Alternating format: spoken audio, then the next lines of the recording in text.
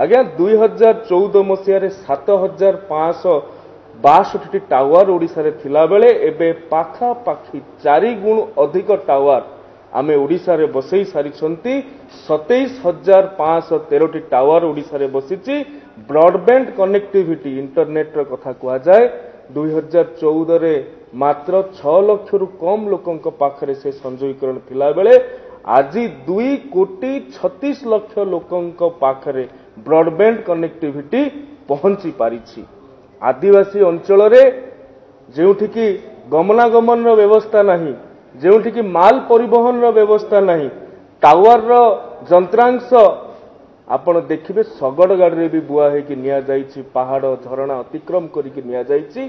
से भलिया 3000 आदिवासी गाँव रे टावर स्थापन ये मात्र 10 वर्ष भितर हेछि। ओडिशार 51,176 गाँव रु 46,801 गाँव को इंटरनेट द्वारा आमे संजोगीकरण करि सारिछंती। कथारे अछि क्रांति बिना शांति नहीं। ये डिजिटल क्रांति साधारण जनतांकर भारत वर्षर अगणित नरनारी जीवन रे शांति आनिछि। पीएम स्वनिधि योजना जो ठेला बाला फेरी बाला रास्ता कड़े ट्रली उपरे जो माने फलठू आरंभ करी हरेक माल बेपार करती केही पचार नथुले, तांकु लोन देवा पई केही आगे आसुनथुले, तांकु ग्यारंटी मुक्त लोन नरेंद्र मोदी जी देले एवं सेमाने आज जो यूपीआई आप व्यवहार करुछंती। डिजिटल क्रांति भारत वर्ष रे जो सृष्टि हेछि सेमाने जणे जणे ब्रांड एम्बेसडर पालिछंती, एथिरे कोनोसी आज्ञा संदेह नहीं। नारी सशक्तिकरण कथा आजिकली चारिआडे कुआ जाउछि, विभिन्न विज्ञापन में देखुछंती, किंतु आईटी माध्यम रे इनफॉरमेशन टेक्नोलॉजी रो प्रयोग माध्यम रे नारी सशक्तिकरण करिबा नरेंद्र मोदी दूरदृष्टि संपन्न नेतृत्व को प्रमाण करुछि। जेउ मां माने एसएसजी ग्रुप रो महिला माने पांपड़ फिनाइल आचार रे सीमित हेकि रहि जाउतले, तांकु आज ड्रोन प्रदान करिसंती नरेंद्र मोदी जी। नमो ड्रोन दीदी योजना माध्यम रे तांको हाथ रे ड्रोन रो रिमोट रहुची। जेउ माटी गाँ रे केबे साइकेल टी हुए तो चलई नथिबो, आज से माने ड्रोन चलाउछंती एवं से ड्रोन एग्रीकल्चर सेक्टर रे सार सिंचन करिवो, रसायन सिंचन करिवो। एग्रीकल्चर सेक्टर रे क्रांति आसिला। ओडिशार गोटे उपांत कि सीमांत अंचलर लोक जेतेबेले चाहे एम्स भली बड़ बड़ डाक्टर मानकर दिल्ली एम्स रो जणे जी एचओडी अछंती ऑर्थोपेडिक्स रो तांकर कंसल्टेशन चाहूतला, सी दिल्ली पर्यंत पड़ी पड़ी जीवार आवश्यकता नहीं। ई संजीवनी ऐप माध्यम रे 24 कोटी कंसल्टेशन भारत वर्ष रे हेई सारिची।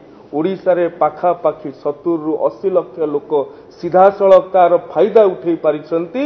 ई संजीवनी ऐप माध्यम रे देश रे गाँ रे थाई कि पल्ली रे थाई कि दिल्ली रो बड़ बड़ डाक्टर सहित सी कंसल्टेशन करि पारुछि। ये होउछि डिजिटल क्रांतिर एक सौंदर्य। आपण माने एबे निर्वाचन आगु को आसीबा को अछि, निर्वाचन को भय मुक्त, प्रभाव मुक्त, तनाव मुक्त, हिंसा मुक्त करबा पई निर्वाचन आयोग जो सी विजिल ऐप रो कथा कहउछंती। ये सी विजिल ऐप माध्यम रे साधारण नागरिक टिए निर्वाचन आचरण संहितार उल्लंघन हेउछि कि नाही से कथा को निजर पक्ष रखि परिबो सी विजिल ऐप माध्यम रे।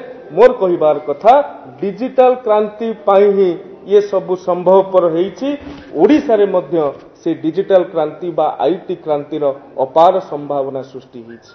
नरेंद्र मोदी जी सरकार जो बड़ बड़ आईटी कंपनी माने जो माने ग्लोबल जायंट कहउछंती, आईबीएम, एक्सेंचर, आपनकर डेलॉयट, इन्फोसिस जोड़ी को ओडिशा रे वर्तमान स्थापित होईची, तार कैपिटल इन्वेस्टमेंट रे नरेंद्र मोदी जी सरकार विशेष रिहाती एवं विशेष और अशेष सहयोग प्रदान करिची। एक कथा आजिकली काहाकू अछपा नुहे। जो एसजीएसटी रही भित्तिभूमि क्षेत्र रे इंफ्रास्ट्रक्चर तांको डेवलपमेंट करी दिया जाउची। एसजीएसटी मध्य राज्यर टिकस को मध्य केंद्र सरकार छाड़ करुछंती। आपण माने डिजिटल क्रांति पई जनधन अकाउंट ठारू आरंभ करिकी जो डीबीटी रहउची डायरेक्ट बैंक ट्रांसफर सीधा सड़क भत्ता पैसा टीए मार अकाउंट को पलि आसुची सीधा सड़क वार्धक्य भत्ता पैसाटीए बुढ़ा बापा पाखक पलि आसुची सेठी दलाल पशिकी खाई पारु नाहंती धानर क्रय मूल्य सर्वनिम्न एमएसपी मध्य सीधा सड़क अकाउंट को जाई पारुची ये होची आज्ञा डिजिटल क्रांतिर सौंदर्य ये डिजिटल क्रांतिर सफलता प्रत्येक पंचायत रे आज बैंक खोली निर्मला सीतारमण महोदया देशर आदरणीय फाइनान्स मिनिस्टर से कहिसंती कौनसी पंचायत भारत वर्ष रे बैंक कनेक्टिविटी रु विच्छिन्न रहिबो नाही चा दुकान रे काम करुवा पिलाटी आईएएस ऑफिसर हो पारुची से जो स्टडी मटेरियल पाउछि आज्ञा आम हाथ रे थिबा मोबाइल रु पाई पारुची ये संभवपर हो पारुची केवल डिजिटल कनेक्टिविटी डिजिटल क्रांति पई ओडिशा 2036 मसिया रे सामान्य 1000 स्टार्टअप भारत वर्ष रे रहितिला आज रॉकेट साइंस पाई स्टार्टअप ओडिया युवक तैयारी करिवार संकल्प रखुची तैयारी करिवार साहस रखुची ये होची आज्ञा स्टार्टअप रे सृष्टि हेतिबा क्रांति एवं छोट सहर रो युवक भारत वर्ष रे 75,000 स्टार्टअप आज तैयारी हेछि स्टार्टअप टे तैयारी हबो स्टार्टअप टे केमिति बंची की रहिबो से कथा नरेंद्र मोदी जी चिंता करूछंती ओडिसा रे सही परिमाण रे स्टार्टअप को गुरुत्व दिया जाउची centre of entrepreneurship IIT Bhubaneswar रे आरंभ होउची जो एसटीपीआई रो कथा कहवा जाउची software technology parks of Odisha India STPI हमर ओडिसा रे 3टा जगह रे मात्र अछि।